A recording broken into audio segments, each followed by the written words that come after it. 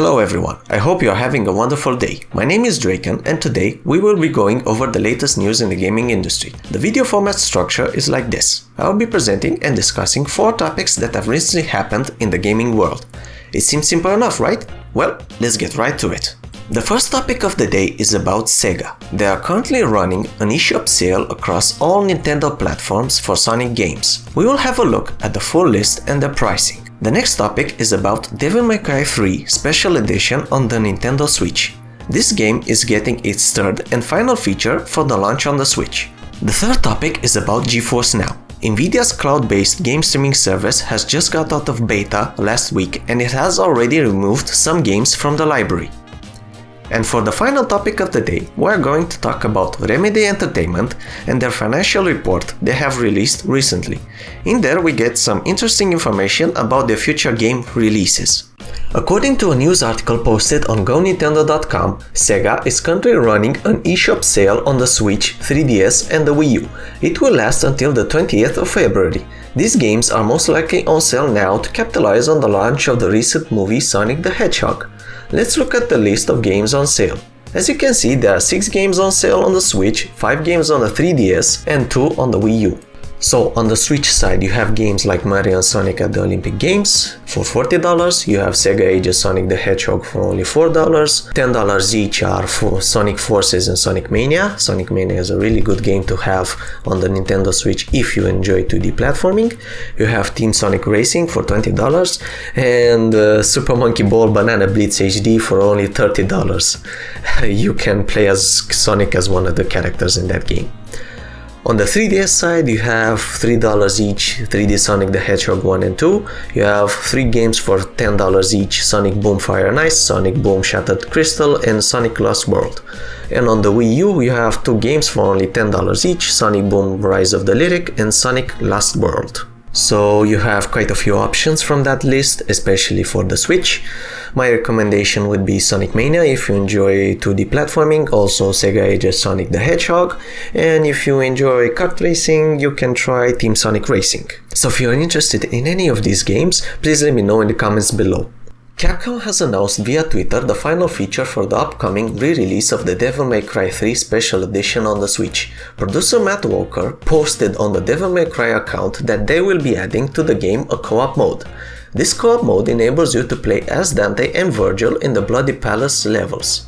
He says that you can even use one Joy-Con each to play the co-op mode. This mode is activated after the first mission of the game, or the intro mission, is completed. It seems you can even choose different controller customization for each player, which is always nice to see. The other 2 features that were added to the game were style switching on the fly. Basically on the old game, you had to either choose the style at the beginning of every mission or go to a divine statue, a special shrine, to change it.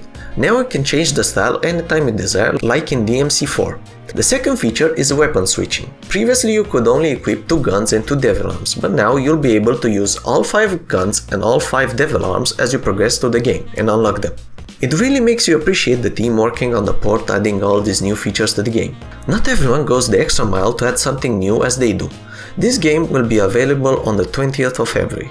Also, they added on Twitter a post with the Bloody Palace co-op showcase. You can check there if you want to see how the gameplay runs now on the Nintendo Switch. NVIDIA launched on February the Geforce Now. It is a game streaming service like Google Stadia, PlayStation Now and Microsoft xCloud. Previously it has been in beta for several years. I think it was launched in 2013 as a limited beta and it was called NVIDIA Grid. Unlike Google, Sony and Microsoft, Geforce Now streams your existing PC game library anywhere you like. NVIDIA says it supports your games from Steam, the Epic Games Store, Battle.net and Uplay.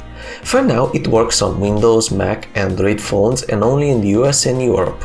It has 2 plans to opt for, a free membership which allows you to play 1 hour per day and the founder membership which is $5 per month. You even get a 90 days free trial for you to try it out. Right before the beta was over, some companies removed their games from Geforce Now like Capcom, EA, Konami, Remedy, Rockstar and Square Enix. A strange thing happened right after its official launch. Activision also removed their games from GeForce Now, and it made some customers using the service question why they would just remove their games all of a sudden. An article on Bloomberg has revealed that it was a misunderstanding between NVidia and Activision on the period of availability for the games on GeForce Now. The exact quote from the article is this. NVidia said on Tuesday that Activision had asked to have its titles removed from GeForce but didn't explain why. It turns out that the video game giant wanted a commercial agreement with NVIDIA before they proceeded, and the situation stemmed from a simple misunderstanding. I really wonder about this. It is possible that most of these games that have left GeForce Now either want a piece of that revenue from NVIDIA, or maybe, just maybe, they might try their own streaming services for their games in the future. I really hope in the future we don't end up like the movie streaming services right now, where we need to have so many different streaming services to play our favorite games. That could be a really dark future. As a side note, NVIDIA keeps adding new games to the GeForce Now library. For now, ever since Activision removed their library of games, NVIDIA has added 6 new games to the platform. Darkspark, Planets Under Attack, Retropolis, Saints Row 4, Warhammer 4K Gladius, and Wolfenstein Lords of Mayhem. It seems they are really serious about pushing this service to the customers. The final tidbit of the day is about Remedy Entertainment. For those of you who don't know Remedy Entertainment, they developed the award-winning game Control that was published in 2019 by 505 Games. Control is a third-person shooter, and it centers around the character Jessie, who has to explore the oldest house, the FBC's paranormal headquarters. She uses powerful abilities to defeat enemies which can alter reality. The company has recently released this month their financial earnings for 2019, and it highlights some interesting things. CEO of Remedy Entertainment, Tero Virtala, states in the report that most of its revenue is owed to the success of their game Control. In the report it says the following. In 2019 our revenue was 31.6 million euros with 57% growth versus the comparison period.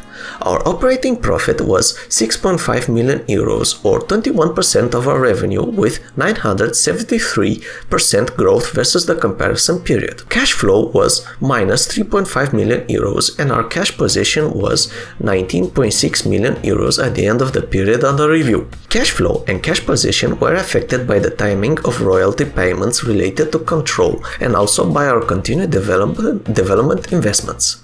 He also states that some of their earnings are also from fees received from publishers for Control and their upcoming game Crossfire, and also from the sales of the game Alan Wake. In the earnings, the CEO of Remedy Entertainment says that the team is currently working on 2 paid game expansions to be released in 2020 for Control. In the report, there are also mentions of 3 new games currently in development at Remedy. The first one, which was announced at XO19, is Crossfire X. Crossfire X is a free-to-play online tactical shooter where you choose between 2 mercenary teams similar to Counter-Strike. They are working with Microsoft to develop the single-player campaign of this title. This game is also the first game to be released on a console platform. This game is scheduled to release in 2020 on Xbox One. The second game is currently going by the name Vanguard. In the report it states the following. The goal of Vanguard is to create a game that combines long-term service-based multiplayer experiences with some of Remedy's unique game features. It also seems they have a playable version of the game. Maybe we'll get a gameplay trailer soon for it? Maybe even at E3. The last project is currently unannounced but is proceeding well. Remedy has gotten back the publishing rights for Alan Wake from Microsoft last year, so hopefully the third mystery project is a new Alan Wake game. I sure hope they do a new Alan Wake game, especially since even in Control there are clear references to the game. Well, that is all for today. I hope you enjoyed the video and found some useful information. If you did enjoy it, hit the like button. Maybe subscribe to the channel. If you didn't enjoy it, hit the dislike. Let me know in the comments below what do you think about all the topics we went over today. Will you buy a Sonic game now that they are on sale? What do you think about the changes made to Devil May Cry 3 for the Switch? Does it interest you? What about GeForce Now and all the big companies leaving it since the beta? Have you tried it yet? Will you be trying it? I'm curious to see how it works in different countries. What do you think about the upcoming games for Remedy? Are you excited for their Crossfire X or Vanguard games? Or maybe are you hoping for a new Alan Wake game like I am? I hope you all have a fantastic day and wish you all the best. Goodbye everyone.